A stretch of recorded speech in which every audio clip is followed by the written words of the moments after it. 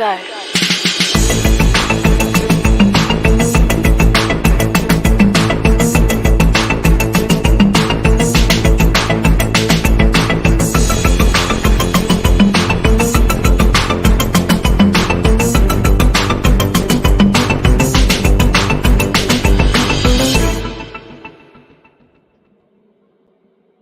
Hello and welcome to Writer Mother Monster, a community and conversation series devoted to dismantling the myth of having it all and offering writer moms solidarity, support, and advice. The show is streamed live on Facebook and YouTube and then released as an audio podcast on all major platforms. I'm your host, Laura Ehrlich, and before I introduce today's guest, I'd like to extend a special thanks to our sponsors and patrons listed on the Writer Mother Monster website. Your support helps make this show possible. If you enjoy the episode, please become a patron or patroness to help keep the podcast going. And if you're a writer seeking additional support and resources, you can check out ThoughtFox Writer's Den, a virtual and in-person writing center in Stonington, Connecticut, and online that builds community and supports writers of all levels with in-person and virtual workshops, coaching, events, and more. You can learn more at thoughtfox.org. Now I'm excited to introduce today's guest, Megan Stielstra. Megan is the author of 3 collections, Everyone Remains Calm, Once I Was Cool, and The Wrong Way to Save Your Life, the Nonfiction Book of the Year from the Chicago Review of Books. Her work appears in the Best American Essays, New York Times, The Believer, Poets and Writers, Tin House, Longreads, Guernica, LitHub, The Rumpus, and elsewhere. A longtime company member with Second Story, she has told stories for National Public Radio and the Museum of Contemporary Art, as well as Steppenwolf Theatre, and regularly with the Paper Machete live news magazine at the Green Mill. She teaches creative nonfiction at Northwestern University and is an editor at Northwestern University Press. Megan has 1 child who just turned 16 and describes writer motherhood in 3 words as, "Oh my God." Now join me in welcoming Megan Stielstra. Mm-hmm. Hi. Laura, that intro was so sexy. You are. Oh, thank you. Well, we are sexy, writer mother monsters. Oh, that was that was like set spike. Yes, exactly. Yeah, I shouldn't use sports metaphors. I don't really understand them, but I didn't understand Spike either, but I'll assume it was volleyball and it was a good thing. And not Buffy, because that's where I would go right away. In fact, I mean, if we just want to talk about Buffy for an hour, I would be happy doing that as well too. As would Did your face do that when my screen just froze? Did my screen froze? Okay, all right. We're gonna keep going. Technology's gonna hold us together. We'll be fine. It's totally fine. Yes, I made an excited face when you mentioned Buffy, so maybe that's what you meant. We could talk about Buffy actually. Okay, all right. That is a great show. But let's start with "Oh my God" and then we'll circle back. So, yeah. Oh my God, as the 3 words for writer motherhood. Tell us more. Yeah, I think I just stood looking like at that prompt when you first sent it to me, and I just stood there looking at it going, oh my God, oh my God, oh my God, oh my God. And then I just thought, oh, I am saying 3 words repetitively. I can just write that down. I think the writer part of my brain always has many, many, many, many words, but then the editor part of my brain comes in and is like, we're going to find preferably 1. Mm-hmm. I just started a full-time editorial position a year ago. And so now that I'm getting like more accustomed to the fast-moving train that is submissions in my inbox, I'm learning more and more about the importance of finding very, very quick, brief sentences that say the thing that we want to say. I think those folks that pick up my books would be used to me having very, very long sentences that say what I want to say. And audio engineers that I've been lucky enough to work with will say to me later, wow, you don't speak in periods at all. Like there are no breaks in what you are saying. And now I'm going to break and no. And Spike. No, that's so eloquent. I think I always and this is part of motherhood. I think when you have a small child, I think you get used to speaking in very short sentences because you don't know how long you'll have to speak. And now when I have the luxury of a conversation like this, I find myself sort of stopping because I don't know how to continue my sentence. I'm out of so it's very awkward. I've become very stilted and awkward in my speech. So you'll have to Yeah. bear with me. We'll balance each Yeah, other. no, I got you. That makes me think, have you read any of Jenny Offal's work? She's like Department of Speculation, and just like I let you, to anybody watching this, if you like, please go get that book. It just rearranged my brain, because she's talking about early motherhood, but it's in these quick fragmentary sections, and she's just like that. This is the only way that we are able to think, and in that way, the form matches the actual experience. If you dig that book, another one is 100 Essays I Don't Have Time to Write by the playwright Sarah Rule, who love that who book. gets into that same kind of structural stuff. Me too.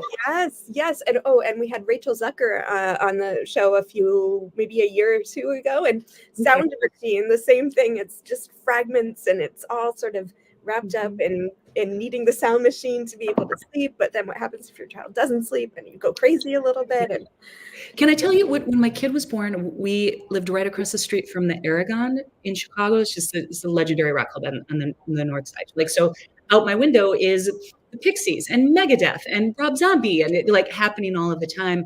And in order to sleep, I started wearing earplugs. Now I can't sleep without them. But weirdly, like, if that baby, again, this is 16 years old, so I'm pulling off of like body memory right now instead of actual brain memory. But that kid would sneeze and I would be, yes. But I couldn't hear anything else with the earplugs, because you have to shut down the constant. It was awesome. I loved it. But it amazed me how, and this is, I don't know. I don't think it's as easy as the body bond, because I think that this happens with like non-birthing parents as well too. You just have that bond where your child flips over.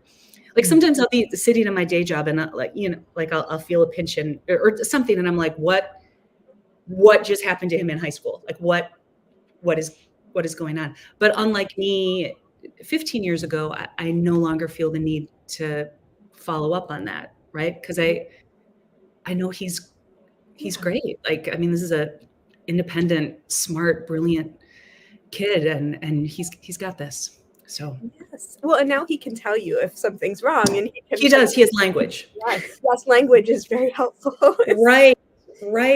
Yes. Have you seen? I feel like this was a viral video a while ago of two parents in bed, and they have the little baby between them, and suddenly the mother lurches up and grabs a pail and holds it, and the baby throws up. So even before anything, she just sort of instinctually knew that it was the moment to hold the bucket. Yeah. So I think about that a lot. Yeah. It's a sixth sense thing. Like, I think my kid was like 3 or something, and we were making brownie. I don't even know, like something, some baked good, which isn't like sports, is another language I don't really speak. But like the greatest thing ever in the world is to lick the spatula. Yes. Mm-hmm. And so that kid, he licked the spatula, and then he licked the spoon, and then he licked all the things. And I turned around for 1 second, and then I felt like I felt it. Like I remember feeling in my body, and I turned around, and he'd physically gotten up on the counter and was reaching, like way out of his reach. There was a knife, because I'd been making a salad over here, and he had the knife in his hand, and like I saw his tongue come out, and he was pulling it. And it was just like those moments where we can fly. Like suddenly, I don't know what I did, but I was there. I was physically there, and he was very freaked out, because obviously I was freaked out, and then I calmed down and I was like, buddy, what if we don't lick knives? Like, what if we just don't? No. What if we just don't do that? And just like the rational child question, but there's good stuff on the knife. Yeah. And it was like, okay, well, let me get this grape, and I'm going to cut this grape, and we're going to imagine if this was your tongue. And like, while I was saying this out loud, I was like, I am a horror story right now. But I remember my own mom, like when I was little, the neighbors across the street had a treehouse, and this treehouse was epic. It was like there were bridges from treehouse, and that's all I ever wanted to do. But we lived on a pretty busy street, and so I would like run across the street to get into the treehouse. And she was trying to teach me not to run across the street. So she made a bunch of tuna sandwiches, and we sat on the curb, and we each ate a sandwich. And then she had 3 or 4 other tuna sandwiches in a Ziploc baggie, and she just put it in the middle of the street. And We just sat there and we watched cars go by. I mean, in my memory, we were there for hours and hours. I'm sure it was minutes. And then she like picked up the bag and looked at me and said, I would like to talk about this with you. And I think if somebody, like if I had to name my parenting style, if the fuckery that we are engaged in every single day of parenting can be called style, that's probably my style is, oh, whoa, let's talk, like, tell me more, let's talk about this sandwich in a bag. Like, tell me more about this. That's a fantastic story. I love that. Tuna sandwich in a bag. Yeah. Yeah. Yeah. Right. So how does this is a good segue to I'm dying to see how you're segueing now with that. Yes, no, because I've read, as we were talking before the show, about some of your early or your work when you were a new parent and how that found its way into your work. And there's an essay of yours that I always thought of as a touch point essay for me as a writer mother. Oh. And yes, and I think about it all the time, and I'm horrible with titles, so you'll have to forgive me. But Sure. there's a scene in this essay of you sitting in your bathroom trying to write an essay. Do you remember what I'm talking about? While your son is outside the door and he's begging to come in. So do you remember that moment, and can you kind of contextualize it? Yeah, sure. I mean, I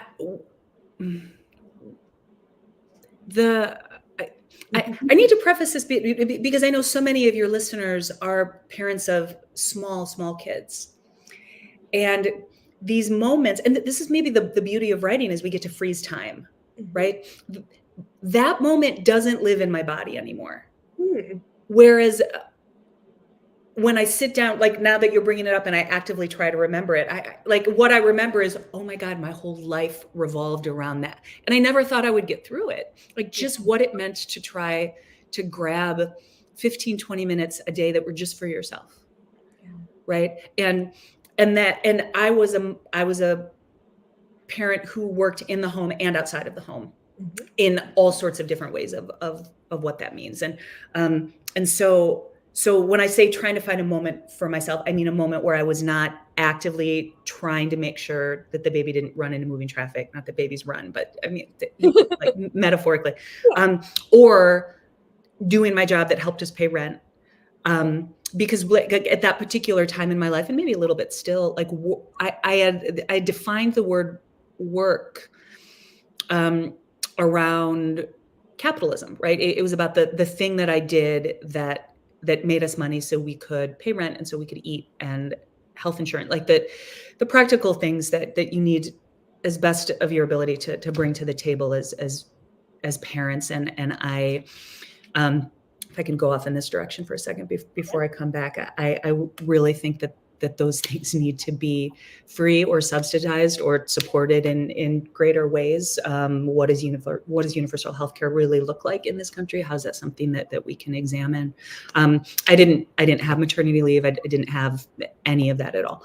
And there are so many parents who are walking that walk right now. And how on earth do we do this? I mean, still now, like I'm less of it in that time. Like my son is very independent. I'm a single mom now. It's him and I, and I don't know how I would do this if he weren't as independent as he was. So specifically the single moms listening to this, and especially single moms of little tiny kids, that I didn't have to walk that walk. But oh my God, I see you. I love you. You're amazing.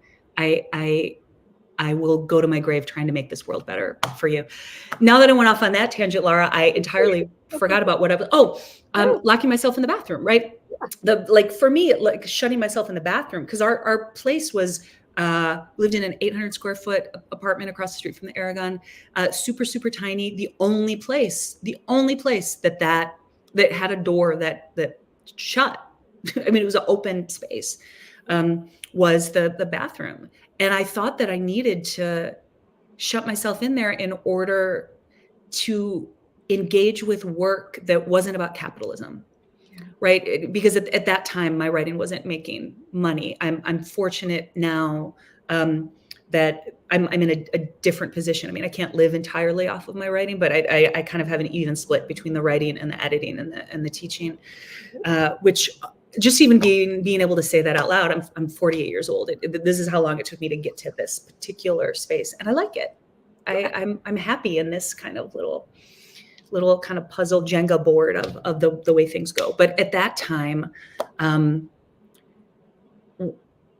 I thought of the bathroom as a kind of a room of one's own. And I made an essay around that time. And this might be, I don't remember exactly where that scene is, Laura, but I think it might be inside of an essay called A Room of One's Own in the Middle of Everything by Virginia Woolf. No. Yeah. Virginia Woolf is, we all know who Virginia Woolf is. But anyway, I was trying to figure out like, what did it look like to try to make work when you don't have a room? Yeah. Because really, I did not have that. So I remember sitting in the bathroom with my laptop and just trying to I had the stopwatch set for 20 minutes and I was just trying to get something out of me. My little kid was like banging on the door, like, Mom, I want, and just kind of this, my God, like the guilt of that, it is huge. Mm-hmm. It is huge. And from where I'm sitting now, like just the grand safety of retrospect, I can say to moms of younger kids, dude, what's best for your child is your mental health. What's best for your child is that your brain and body are together, whatever that means for you. And so, Jesus, God, take your 20 minute, Yeah. But I couldn't have fathomed that in that particular moment. So if you're in it right now, please know that hindsight is coming. It is on its way. Yeah. Oh, that's beautiful. And I love the advocacy the tone of advocacy and the calling for systemic change and also just change of the way we perceive ourselves as creative mothers, right? And the guilt and shame. And so many women on the show have touched on guilt and shame. And I feel it too still, even though my daughter's 7 and a little more independent at this point. But yeah, we're so conditioned to feel guilty for taking time for ourselves. Yeah. As if we're stealing something from our children. Yeah. And to all of you who are feeling that right now, I just want to say, for what it's worth, just wait. Just wait a little bit. On Tuesday night, I got home from work around 8. I had a work event after work, and my son had made dinner, and he and I sat down and we ate dinner and we were talking, and he's a great cook. And I was like, listen, sometimes I feel bad about that. Like the kind of mom that I had planned on being would be the one who made you dinner and was here when you got home from school and was tough. And he was like, dude, I'm so proud of you. You work so hard. Isn't that amazing? And it is amazing. It is amazing. And especially I think, I mean, with all of the activism that we try and do in our own ways, I think that there's, I mean, for me at this particular moment, that there is nothing more radical than raising a white man in this country right now. And the fact that he is thoughtful in this way. And part of that is because he sees me trying to do this. And I'm not saying that I hit it every time. Do y'all listen to Dessa? Can you please download her track 5 out of 6? I listen to that song on repeat, right? But just the line is, I don't win them all, but I take 5 out of 6. And I think of that. I think of that a lot. I mean, but for all the moments that I can say that, there's also the moments where like he has to throw in a frozen pizza, and then the frozen pizza burns the bottom of the oven, and then the smoke detector goes off, and then you're standing on a stool and you're trying to change a smoke detector. You're trying to slam it with a broom, and then the other day I hit the vase with the broom, and then the vase broke everywhere, and so now there's glass on the floor, and there's smoke detector going off, and then there's smoke everywhere. And then like your kid walks into the kitchen and sees you like that, and you're just like, oh baby, I'm trying. Yeah. I'm trying. I love the balance between those two examples. That's wonderful. Yeah, because it's not always going to be perfect. It's not always going to be a shit show, even though it feels like it in those moments. Yeah. But what if the shit show can be part of the perfection? Yeah. Ooh, I don't know. Like, I'm still working on it. Like, it's a working theory that I am striving for a little bit. Ooh, how would that work? Let's talk about that. Well, first of all, like, what even is a shit show? Like, when I was in that moment, like, on the stool, broken glass, beeping the thing, and then the kid, my son walks in and sees me. I mean, in the moment, I was like, shit show. Yeah. But I just told that to you, and it turned into this greater metaphor of the greater meaning of the world. And that's what our art does, right? That's how we make meaning out of these moments that are so wild. And in the moment, it was something that felt painful to me. But I hope maybe there is somebody listening to this who is maybe able to feel a little less hurt or alone inside of motherhood in hearing it. And then it becomes something that's amazing. My son and I had we all had a very, we were all trying to move mountains the first couple of years in the pandemic. And my mountains were, I became a single mom at that time. I was going through divorce. My son and I lived in 5 states in 2 years. We were moving around a great deal, and there was the virus. It was a lot. It was a lot. And when we first moved into this apartment, I live now in Evanston, Illinois. Like, I'm 10 minutes away from his high school, so we can walk there. I'm 10 minutes away from my job at Northwestern University Press, so we can walk there.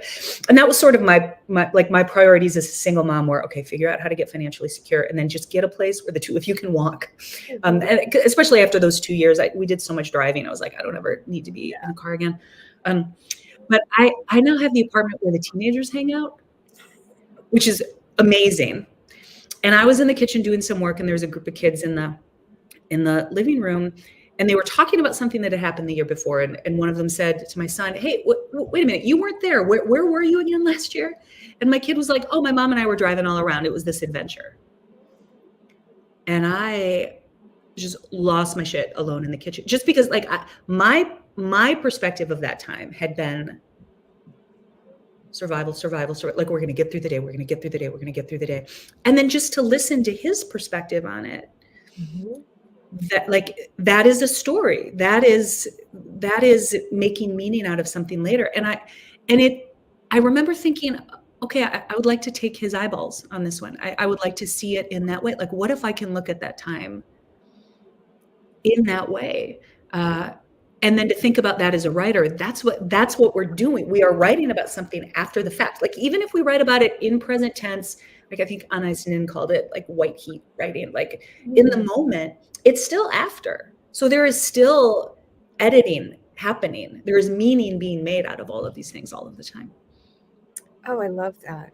Yes. And I think this leads into something else we were talking about before the show, about a piece that you published out of that time. And so tell me a little bit, or tell our listeners a little bit about that period of time and where you were with writing during the pandemic in the midst of a divorce and survival and all of that. Yeah. Thank you for that.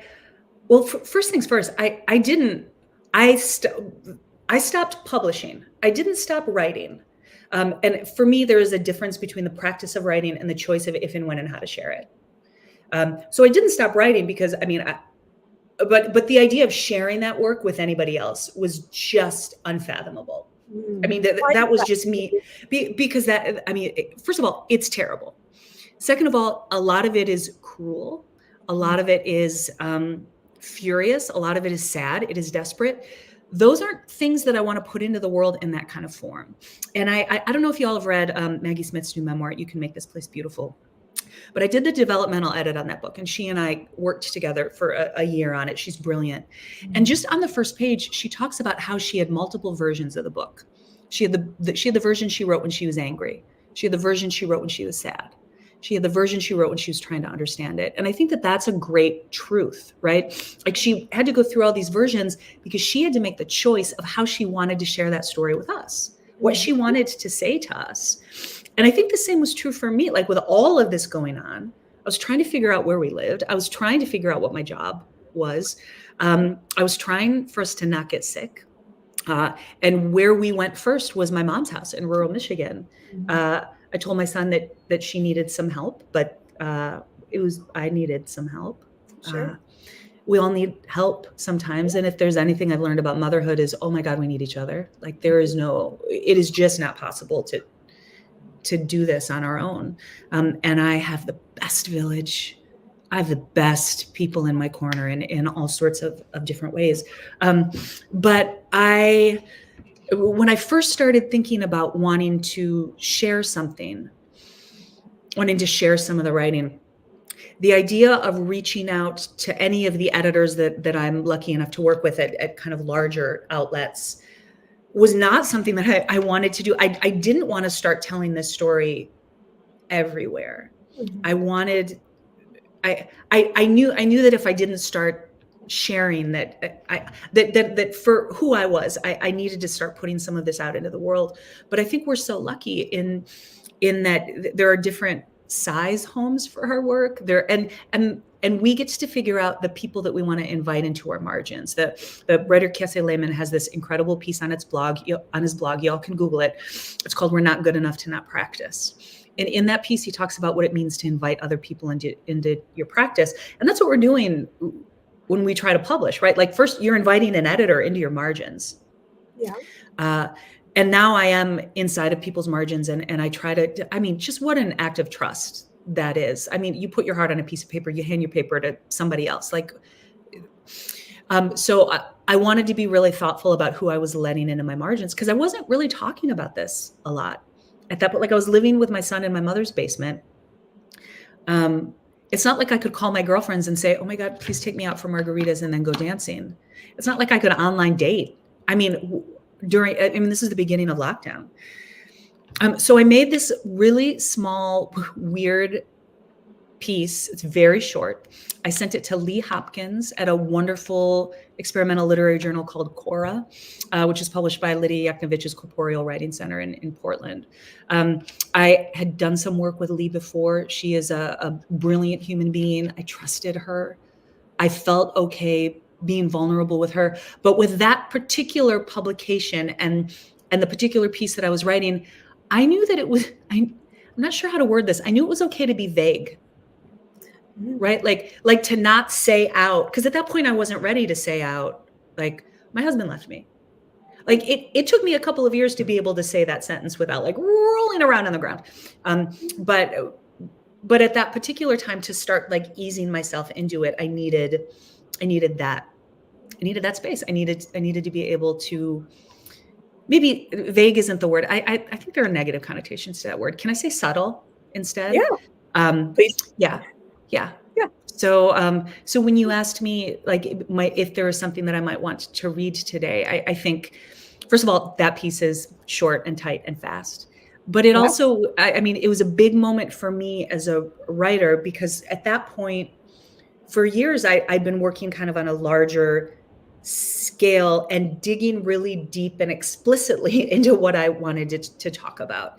And I think the reason why I was being so careful was in part protecting my heart, but I didn't know what I wanted to say and what I wanted to not say because I have a child. And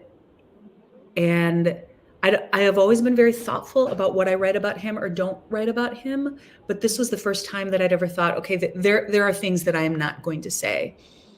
Let me rephrase, that I am going to make the choice not to say because of my care for this human being. So I was trying to start to figure out how to do that with this particular piece. Okay, so when we come back in a second, we're going to give you the full screen for the piece. I would love to continue the conversation about saying or not saying things. So omission, yeah, okay. and how omission plays into truth. So let's talk about that when we come back. But right now, Megan, I'm going to give you the stage, and I'm going to go away for a sec, and then you'll take it away. Are you ready? I am. All right. Okay. All right. This is called 545, and it lives at Cora. That's spelled Khora. If you want to give it a Google and support the incredible writers and editors that are there, I love them so much. They were very good to me. Okay. The lockdown started a year ago, but 100 years have passed since then, or maybe just snap your fingers. I'm 45 years old in my mother's basement in Michigan, and 33 giving birth in Chicago, and 31 getting married on a beach, and 28 falling in love, and 22 falling in love, and 20 and 19 and 18 in love. And at 17, I left this same basement. The world was at my feet. A red carpet spread out before me, and then I believed in only two things, writing and love. But snap your fingers, and I only believe in one anymore. My son comes down the stairs and says, "Mom, it's time." He is 12 and taller than me, and he is 12 in school on a computer, and he is 12 with allergies that terrify, viruses or sniffles, and he is 12 when we arrive at his grandmother's with everything we own in the back of the car. Just for a little while, I tell him, just long enough for me to figure this out. Even though I figured it out at 44 and 28 and 17, and what on earth is time? It's 5:45 p.m. We put on shoes and masks, out the door and across the backyard towards the fence between us and the tracks. He's been upstairs in school, and I've been downstairs at work, our brains fuzzy from so much Zoom. Every day is 1,000 things to talk about: a pandemic, an election, a racial uprising centuries in the making, what is happening to our family, and where is Dad, and when do we go back to Chicago, and our immediate story problem. If the train arrives in Ann Arbor at 6:06 p.m. and Grandma's house is 8 miles from the station, at what time will the train pass us by? I'm 45 years old, jumping the fence with my son, and 14 years old, jumping the fence alone to sit on the tracks and listen to the Pump Up the Volume soundtrack on my Walkman on repeat, and 16, jumping the fence to make out with my boyfriend in a field of fireflies, and 16, crying after the frat boys and their beer found me swimming naked in the quarry, and 16, screaming my beautiful fucking teenage girl rage safe under the sound of the train blurring by, and 33, sobbing through the voices in my head, telling me to launch my baby out the window, and then I drive 4 hours to Michigan in the moonlight, hand him safely to his grandmother, and walk out the door, across the backyard, over the fence. My body remembers this walk, this sky, this release, and when the train finally came, I screamed and screamed, because what else do you do with everything inside you? Mom, can you feel it? I can. I feel everything. Vibrations at first, then almost earthquake. Up from the ground and into my shoes. It's coming. Just around the corner past those trees. Can you hear it? Louder, louder. Rocks are spilling. Branches break. The earth is screaming, and what I don't say could explode this whole sky. We're close enough to reach out and lose an arm. One car passes, 2, 3, 4. We lean into the force of it, pushing towards the wake of the wind. 10 cars, 15, 20, and we take off our masks and scream under the sound. My son is 12 and taller than me, and he is 12 and laughing at how ridiculous we are, and he is 12 and screaming at everything he doesn't understand. Someday he'll ask me about this time in our lives, and maybe by then I'll have found some words. But for now, I'm 45 in the wake of a moving train. I'm 45 making room in my body for other things. I'm 45 on a mountain in Moab, and the desert at Red Rock, and a bar in Las Vegas with a very tall cowboy. And this sure ain't love, but it sure is fun. And later, I'm 45 with my friends and our children in the ocean in California, thinking, oh, love was here all along. It's okay to still believe.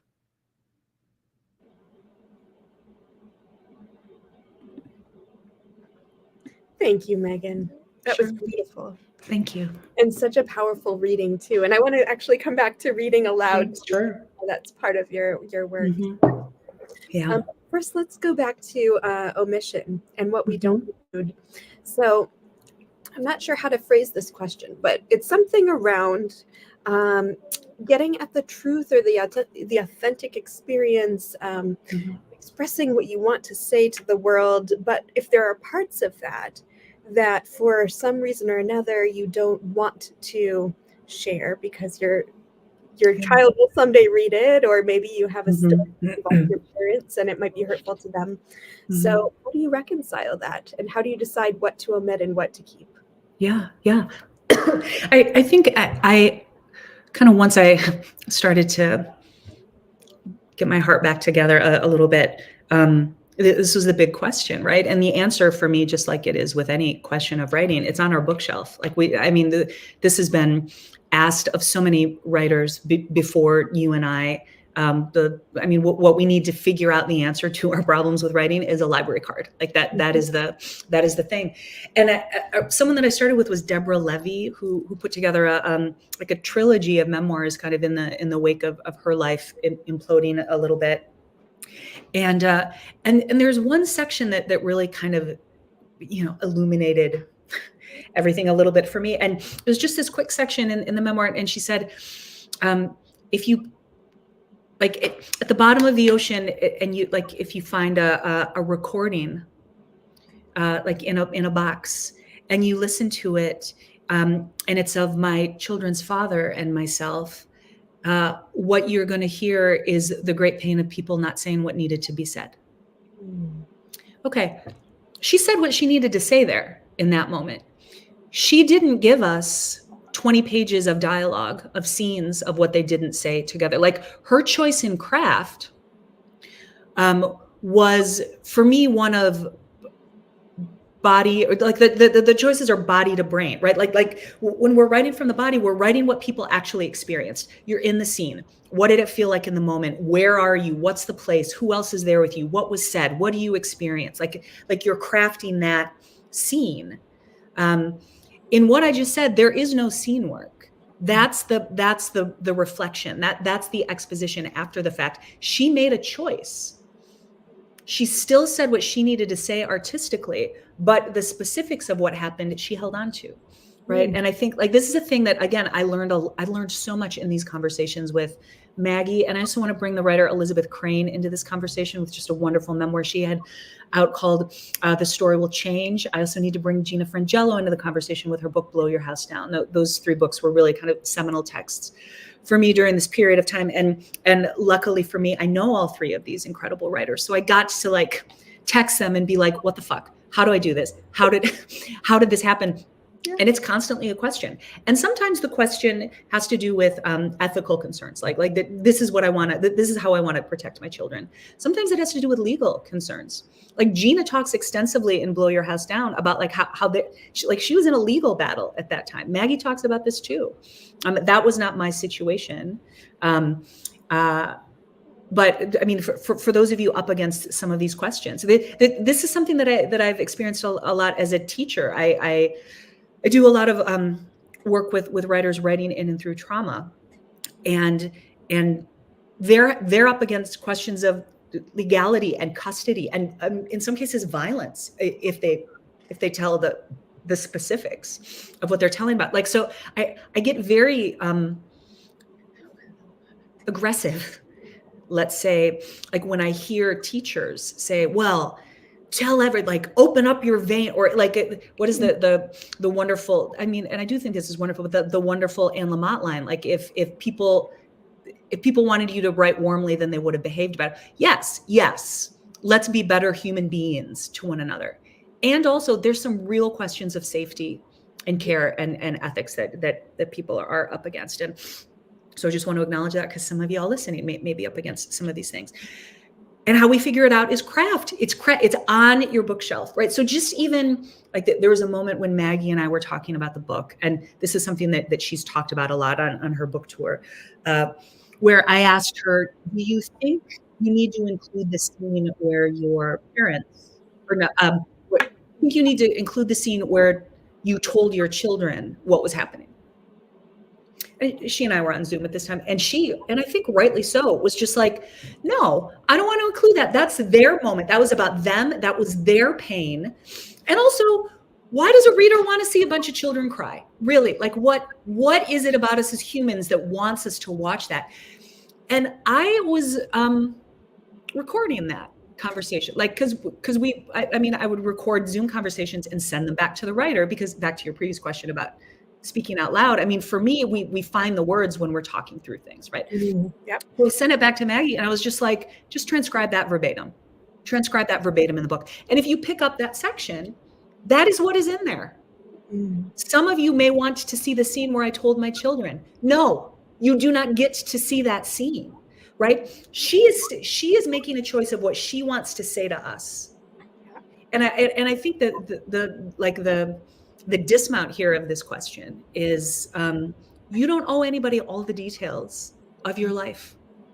You do not owe anybody all the details of your life.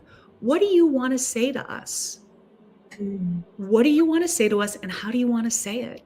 And yes, there are going to be times that your reader is like, oh, wait, I need to understand what is going on here. That doesn't mean you need to give us 10 pages of dialogue. Yeah.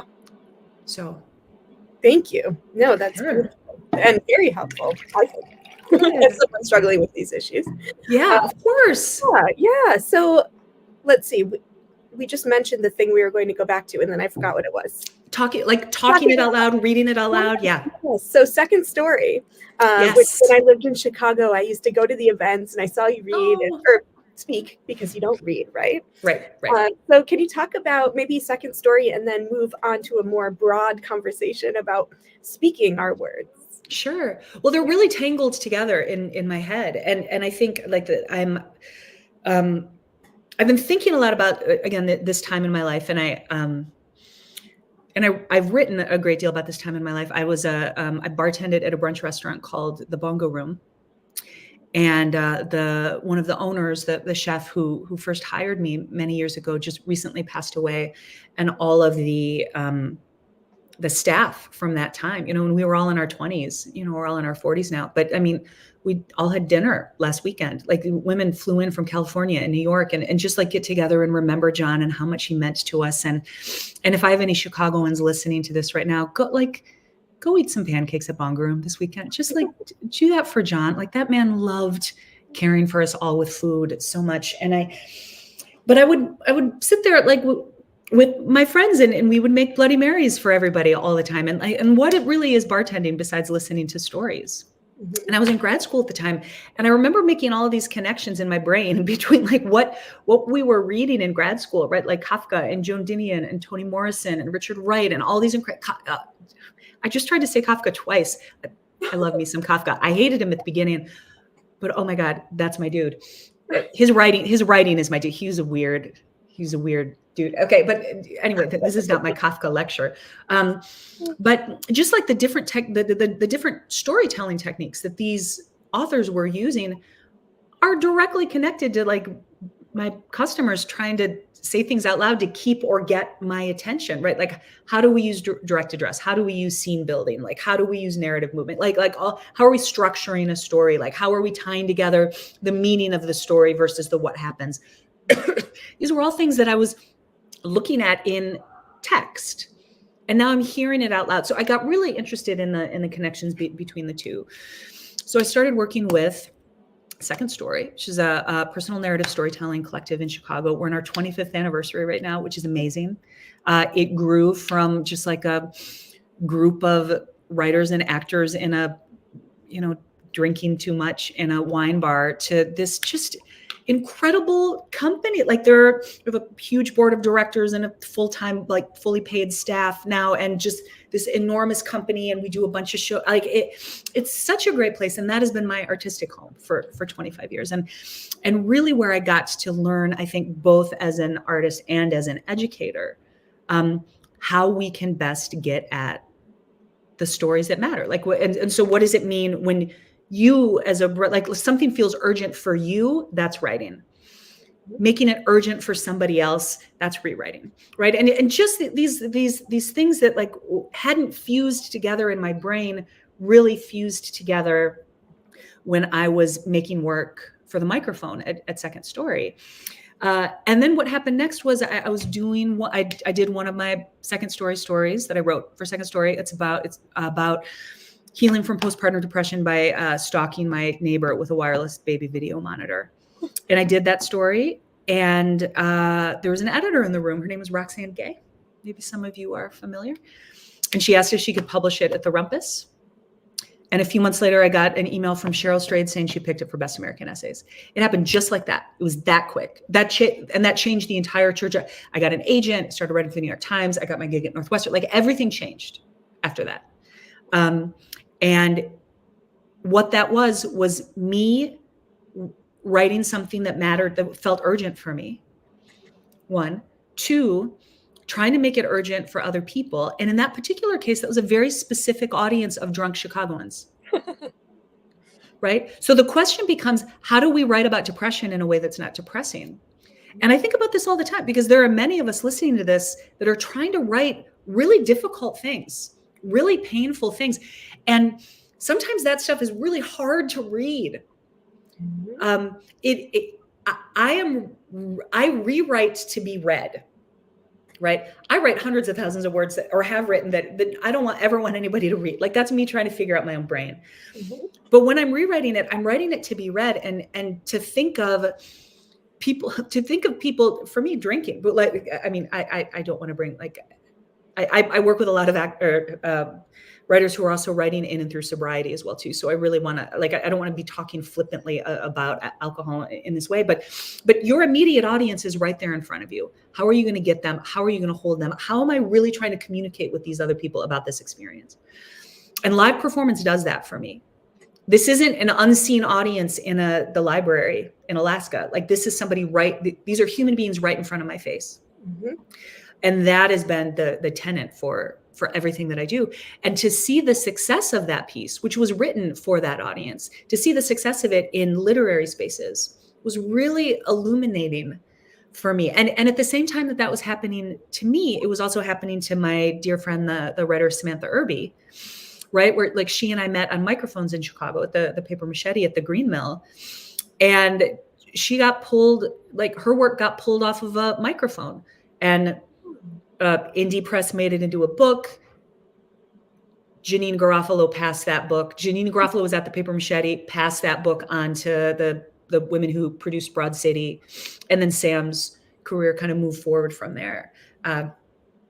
So would I be in the place that I am now if I hadn't done it on a microphone? Maybe, I don't know, but for me at this point, they are locked. They are together, and it's part of my writing and editing process too. I read everything aloud. I want to hear it. Reading and listening are the same. Yes. Ooh, okay. So let's bring your son into this now. Has he been to Second Story or anywhere where you've spoken stories? And how does he respond? Yes. He started coming to Second Story at the beginning of the pandemic in my mom's basement that we were just talking about, because that's when Second Story went online. And Second Story was primarily in bars. So, I mean, of course, like he was around the organization all the time. Like he was a baby and he'd be in my backpack. And as something that's very, I think, important to me, when he was born, I write about this a lot. Like postpartum was a big thing in my experience. And Amanda Delheimer, who was one of the women who started Second Story, she is its current artistic director to this day. She started a spreadsheet of company members to hold my baby so that I could write. Oh, wow. And that company showed up for me in ways that I will go to my grave trying to pay forward. We cannot do this alone. We cannot do this alone. So when I say that place has been my creative home, I don't just mean I made some cool art with these people, which is true, but also they cared for the people making the cool art. Yeah. I got back from Alaska a few weeks ago. My father passed away, and I was in Alaska for a month. If there are people watching this right now who have been in my inbox in the past month, I love you so much. I'm so sorry. I can't, I don't even know how to, I'm trying to get through everything right now. And I don't even remember what I was just gonna. We were talking about not doing it alone and people who yeah. I came back. I went from Alaska to Nashville. I did a show in Nashville, and then I went to AWP in Kansas City. And so I just got home last week. All my plants are dead, but there's just so much kindness, like my mailbox, there's so much stuff, but there's Second Story just sent this big candle, the company, and the card was just like, we know you need a little light. Oh my God. And how do we care for one another in all of this? I mean, we have got to care for one another. There was this piece in I don't even know where it was. Was it New York Times? and this was even years ago, but it's the most relevant thing that I've ever read in my life. Like the title of it was, I don't know how to explain to you that we have to be kind to each other. Right. And that sentence, like, I don't even remember the specific political question that piece was getting at, but it is applicable to everything. It is applicable to reproductive justice. It is applicable to genocides right now in Gaza and the Sudan and Congo. It's applicable to housing insecurity and mass incarceration. It's applicable to what's happening in Alabama with IVF. It's applicable to our loss of Next Benedict, and what's happening to our queer and trans kids. Like I don't know how, like, that's what it boils down to, is we have to be good to one another. And oh my God, I really just got off the train, Laura. I don't know where we were. No, second story. Yeah, you directed this train, and I'm happy. This is how we take care of each other. Yeah. And so my work is mine. I made it, but it has been touched by so many theater directors and music designers and editors and audience members. Like, I mean, I spent 5 years writing for the New York Times. There is still no more challenging audience than drunk Chicagoans at the Paper Machete on a 3 o'clock on Sundays at the Green Mill. I have written for a live Chicago audience. I can write for anybody.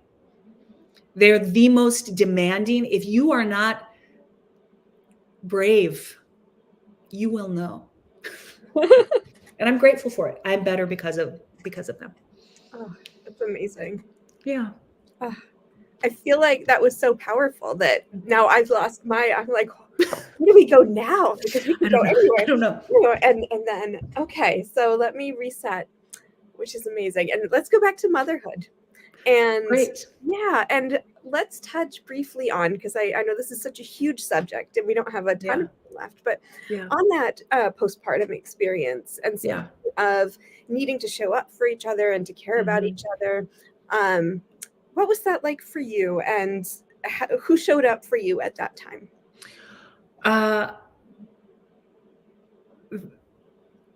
Everybody. People, and we can't talk about it in past tense, because people are still showing up for me. And that is because of the writing, right? Writing freezes time.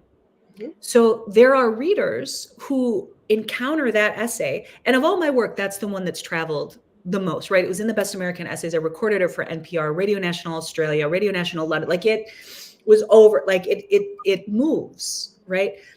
But people encounter it, and it is for them the first time.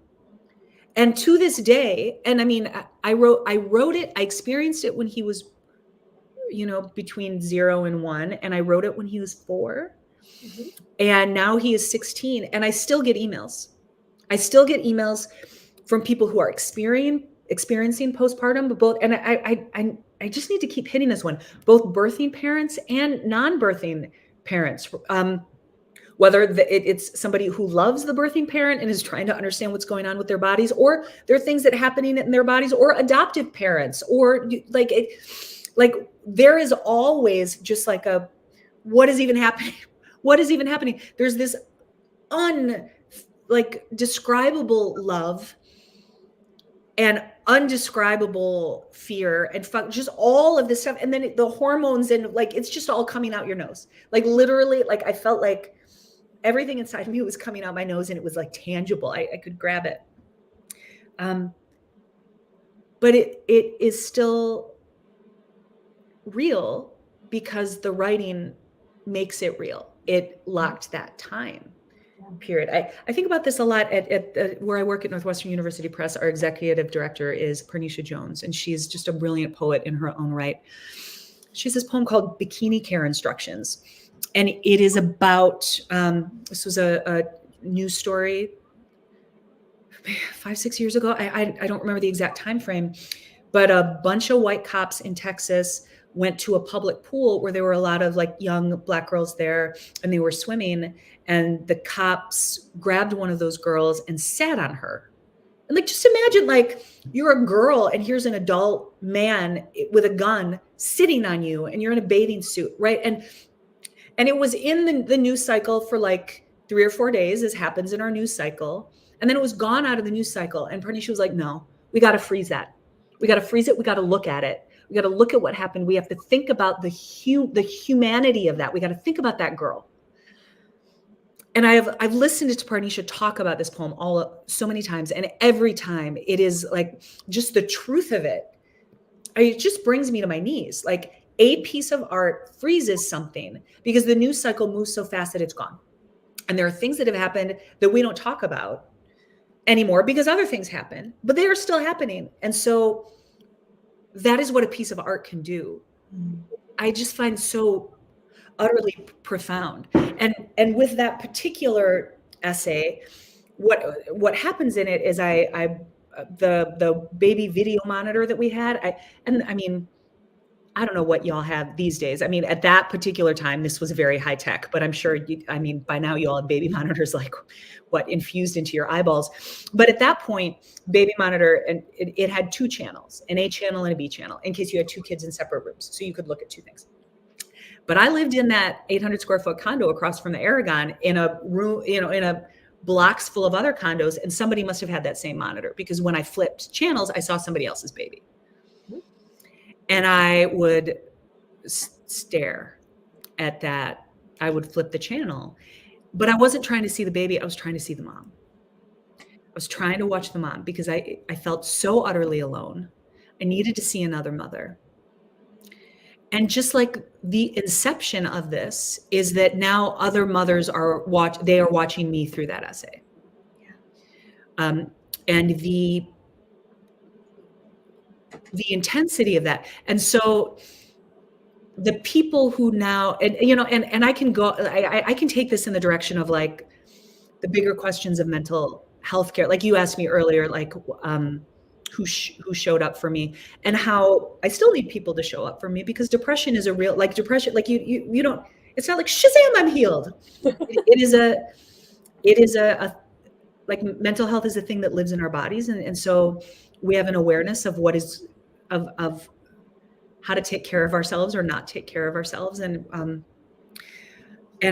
so there are still people who show up for me now. Me showing up to the work, me showing up to writing is trying to show up for myself. Me showing up to the writing and me showing up to yoga class. Like those are the things that I needed in particular. But at the time that I was in the actual experience, it was Second Story. It was that company that showed up for me. It was my best friend, Dia. She lives in Oakland. She got on a plane. And she had, right before she came here, she ruptured her Achilles tendon on her lesbian football league. And our apartment in the Aragon was on the 3rd floor. And so she could, like, those little pushy scooters where you put your leg, she was on one of those. And so she went up 3 flights of stairs every day on her butt to sit up there and hold my baby. And she just held my baby and she was like, what about a shower? Caleb and I are cool. What would you think about a shower right now? Like you need somebody. I think it's an Adrienne Rich line. There needs to be those among us with whom we can weep and still be counted as a warrior. And that for me is Dia. And then also at that time I met my friend Sarah, because Amanda, who I was doing Second Story with, even though Second Story was showing up for me, what Amanda realized was that there weren't any mothers. There were a whole lot of artists who loved me, but there weren't a lot of mothers. And so she called her mom friend, Sarah, and Sarah showed up at my house with a bottle of wine and was like, let's switch. Give me the baby. Give me the baby. You go open this. Oh my God, we need each other. Yeah. That is just the most beautiful place to end, Megan. I think so. Thank you. Thank you. Thanks for making this space for us. We really need it. Thank you. Okay. Thanks for being here. Of course. All right. Bye, everyone. And thank you all for being here this evening as well, and for listening to this conversation. I hope it resonated with you as much as it did me. And if you enjoy Writer Mother Monster, if this episode and others touched you, please consider becoming a patron or patroness to help keep these conversations going and keep the space open for other writer mothers who are looking for support and advice and for community. And until next time, thank you all so much. It's been a pleasure, and I will see you on the other side. Good night.